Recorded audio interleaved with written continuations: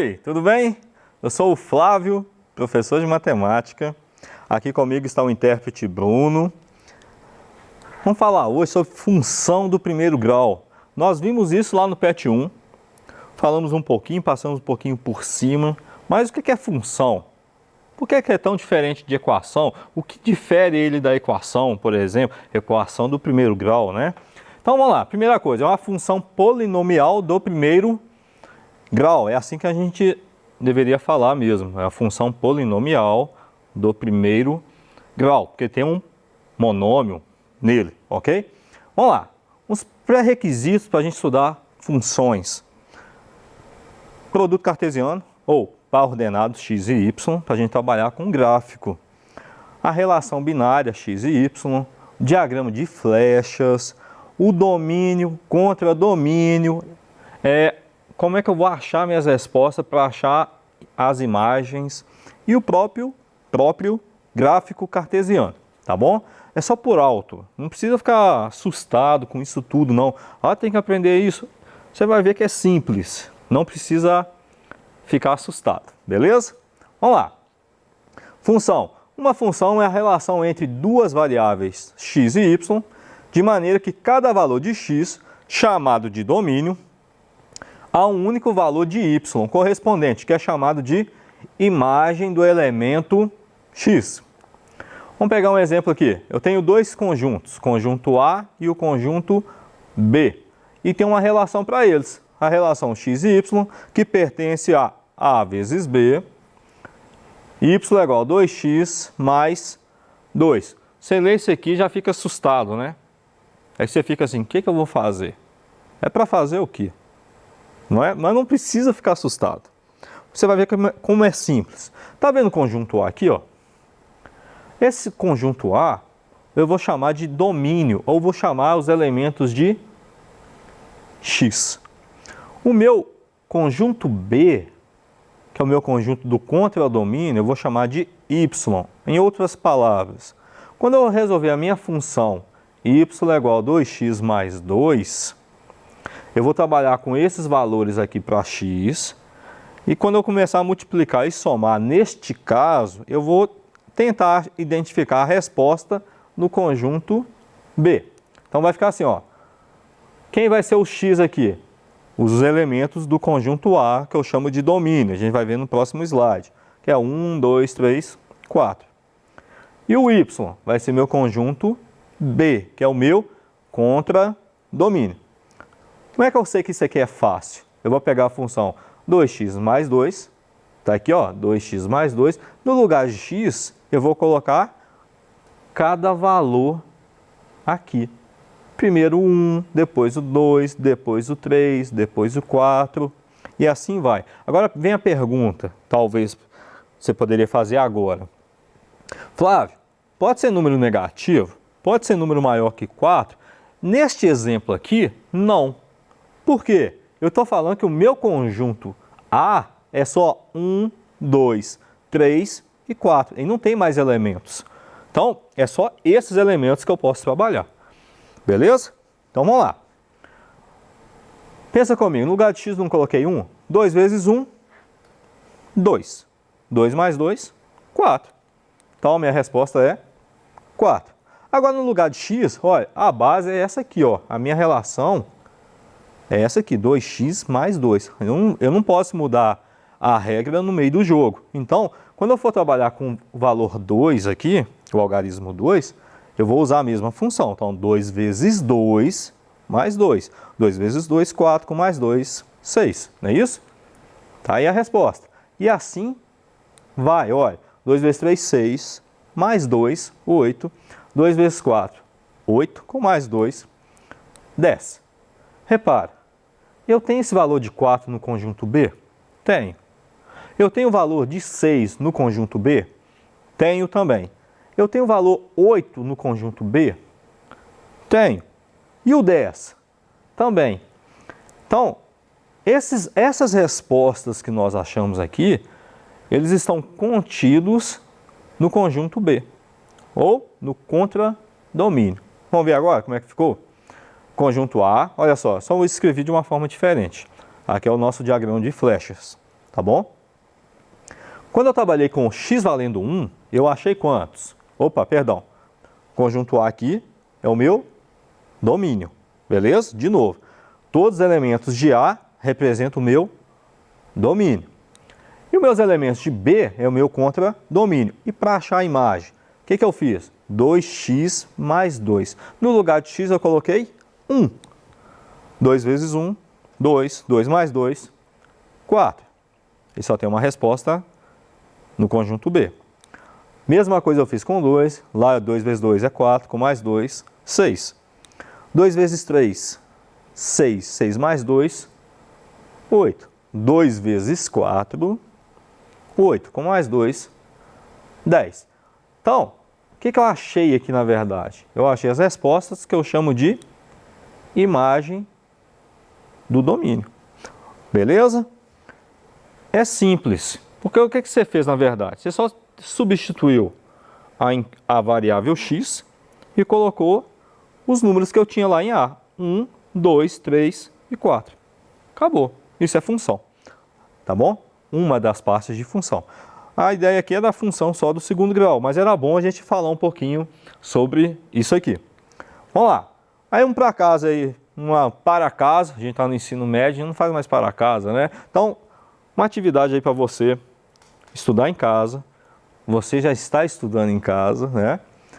Pesquisa lá, pede seu professor, sua professora e melhora esse conteúdo sobre domínio, contradomínio e imagem. Você vai ver que não é bicho de 7 cabeças, é coisa que você já estuda aí, ó, há anos, tá? Então, é fácil, é simples e tem uns casos mais complexos, que não vou falar deles agora, mas são poucos, dá pra gente aprender bastante só com esse conteúdo. Então vamos lá, função do primeiro grau é dada pela expressão ou pela lei y é igual a x mais b, ou função de x, ou f de x, é igual a x mais b. Isso aqui é a função do primeiro grau, ou função polinomial do primeiro grau. Vamos lá. O que representa essa letra A ali para mim? É o coeficiente angular. E o B vai ser o meu coeficiente linear. Você vai ver que a função do primeiro grau está muito presente na nossa vida. Das matérias que a gente leciona, eu vejo que a função do primeiro grau é uma que é coisa quase que diária na nossa vida, tá bom? Vamos lá, eu tenho um exemplo aqui. F de x é igual a 3x menos 5. Ou melhor, se eu substituir esse x por qualquer algarismo, vamos pensar 1. Eu coloquei o número 1, f de 1, em função de 1, vai ser 3 vezes 1 menos 5, daria menos 2, tá? É só substituição, você já sabe, você tirou o x e colocou um algarismo. Então você vai pegar o algarismo e multiplicar com um coeficiente angular que você já tem ali. Flávio, tem muito nome diferente, eu sei, mas não preocupa com isso. Preocupa em saber resolver primeiro. Os nomes a gente guarda com a prática, tá bom? Vamos lá. Então, olha só, o 3 vezes x aqui vai ser o meu coeficiente angular, porque ele possui a variável, tá? E o meu menos 5 vai ser o meu coeficiente linear. Nós temos aqui três variações da função afim. A função afim, quando ela é completa, a função do primeiro grau vai ser y igual a x mais b, que eu chamo de função afim. Essas outras duas que eu coloquei são casos particulares, onde y igual a x é chamado de função linear. Repara, você não tem o coeficiente linear nele. E aqui eu tenho y igual a b, que vai ser uma função constante. Repara que você não tem o coeficiente angular nessa função. Tem mais uma, que também é um caso particular, que está dentro de função linear. A gente vai falar dela também, tá bom? Seguindo, função afim, então é a y igual a x mais b, ou f de x é igual a x mais b. Pode ser representado de 4 formas distintas. Eu coloquei assim porque, na verdade, a gente sempre fala que tem dois casos distintos, ou ela é crescente ou ela é decrescente. Só que dentro dessa crescente e decrescente, tem outras. Então, olha só, quando o meu coeficiente angular é maior que zero, eu tenho uma função crescente, mas ela pode variar. O b pode ser maior que zero ou menor que zero. Então, ela vai ser uma função crescente. O que eu estou dizendo que o A é? O A é um número positivo. Pode ser um número, pode ser não. Ele pode ser um número natural, racional, um número real, vamos colocar dessa forma. Eu também tenho o A negativo. Toda vez que o A for negativo, eu tenho que minha função é decrescente. Perdão, aqui ó, é decrescente, tá? É decrescente isso aqui, eu deixei passar batido. O que vai variar dentro dele? O B, o coeficiente linear, que ele pode ser positivo ou negativo. Vamos seguindo aqui, ó. Então, mostrando isso aqui para nós no gráfico. Coeficiente angular positivo com o B, coeficiente linear, positivo. Como é que ele vai ficar no gráfico? Tá aí. Flávio, mas e os números? Neste caso não importa, você vai bater o olho na função, ó, AX mais B, A positivo, B positivo. Ele vai ser sempre crescente, tendendo para a direita, tá bom? Em diagonal. E ele vai começar acima do eixo X, da abscissa. Olha esse caso aqui. É positivo, o A é positivo, o que determina se ele é crescente ou decrescente, só que o B é negativo, ele vai ser crescente. Só que ele vai ter um pouquinho mais de dificuldade, por quê? Ele vai vir de baixo, tá? Então ele vai crescer sim, mas vai ter mais dificuldades porque ele vem de um número negativo. Olha esse caso, o A é negativo. Quem determina se é crescente ou decrescente é o valor do coeficiente angular, o valor de A, tá bom? Olha, o A é negativo, só que o A neste caso é negativo e o B é positivo. Como é que vai ficar isso aqui? Mesmo ele começando positivo, ele sempre vai cair. E se eu continuar, se ele cortar o eixo das abscissas aqui, o eixo X, ia continuar caindo, continuar decrescendo com o passar do tempo. O outro caso aqui é com o A negativo e o B negativo. Esse aí é todo negativo, esse é todo errado. Vai continuar caindo, ok? Então, o que determina isso aqui tudo? O valor de... isso aqui a gente está falando da função afim. Olha esse caso, eu tenho a função linear, que é um caso particular. Y é igual a x. Pode ser representado de duas formas distintas, onde o A é positivo ou o A é negativo. Repara que eu já não tenho mais o valor de B. É uma função incompleta. Se o A for positivo, sempre crescente, igual a nossa vida, cara, vamos ser positivos, vamos acreditar que vai dar certo, que a gente vai passar por essa, que a gente não vai ficar agarrado nessa doença aqui, que o índice de contágio vai cair em vez de crescer. Vamos acreditar, vamos também favorecer, né? Eu quero que as coisas dão certo, mas eu faço só a coisa errada. Não vai dar certo, né? E tem o A negativo, que vai ser uma função decrescente. Vai morrer mais gente, o governo não dá certo. Vamos parar de pensar, para com isso. Vamos fazer algo para ser crescente, tá beleza? É só uma comparação. Como é que fica essa função aqui, ó? Quando meu A é positivo, olha só como é que vai ficar meu gráfico.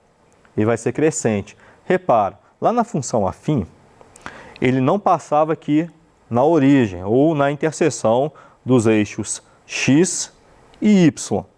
Mas aqui ele passa nesse ponto de interseção. Na função afim, ele nunca vai passar no ponto de interseção.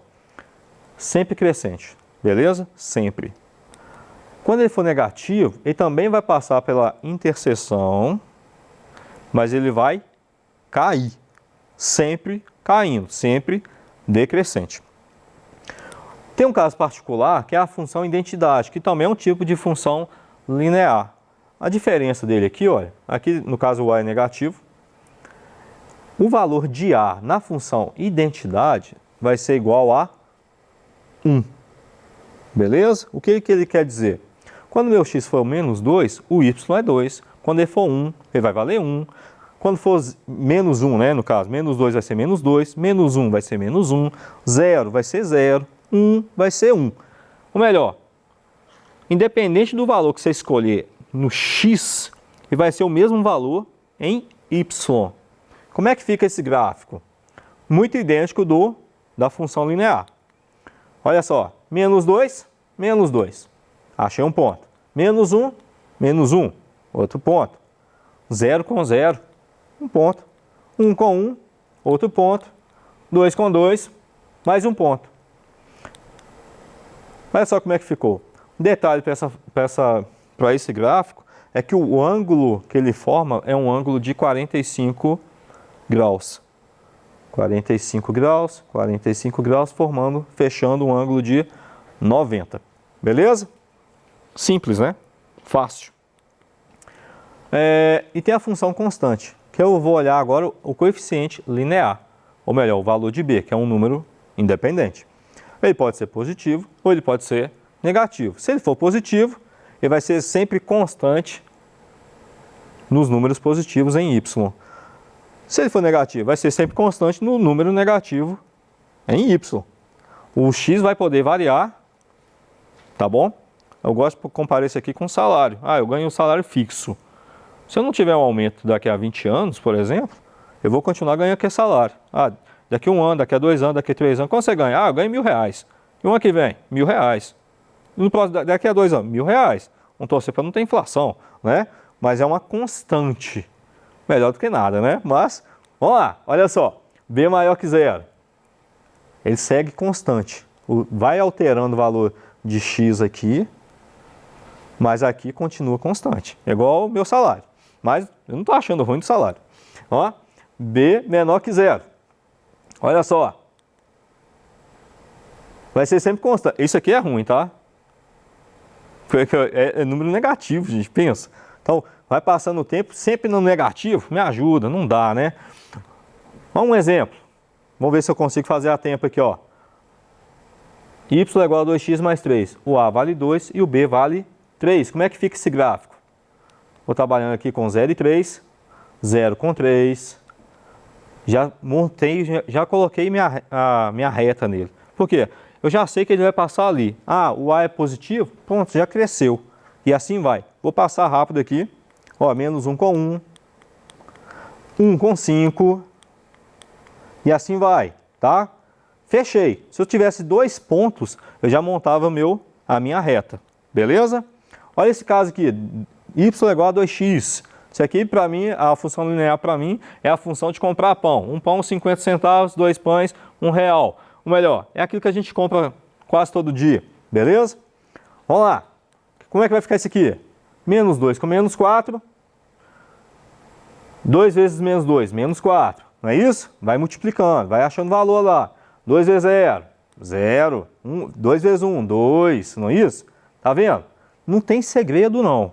Não tem segredo. É só multiplicar e jogar lá. Você já sabe que é uma reta. Não tem segredo. Aí eu achei só um ponto. Traça a reta nele. Não tem erro. 2 vezes 2, 4. Então 2 com 4. Acabou. O que eu faço? Traço a reta. Precisava dos 4 pontos? Não. 2 pontos já era o suficiente. E o linear, que eu falei que não muda. O valor de x vai alterando e o valor de y continua o mesmo, tá? Ó, vou passar aqui um pouquinho mais rápido, porque o meu tempo está acabando. Repara, está alterando o valor de y? Não. Vindo do negativo para o positivo e assim foi, tá? Não tem erro. Quando a gente chegar no Se Liga, no Tira Dúvida, manda a sua pergunta para nós. Não espera chegar 11h15 para mandar a pergunta. Manda a pergunta que a gente vai tirar mais dúvida sua. Faça um comentário lá no YouTube que a gente está respondendo vocês lá também, beleza? E por hoje é só e até a próxima.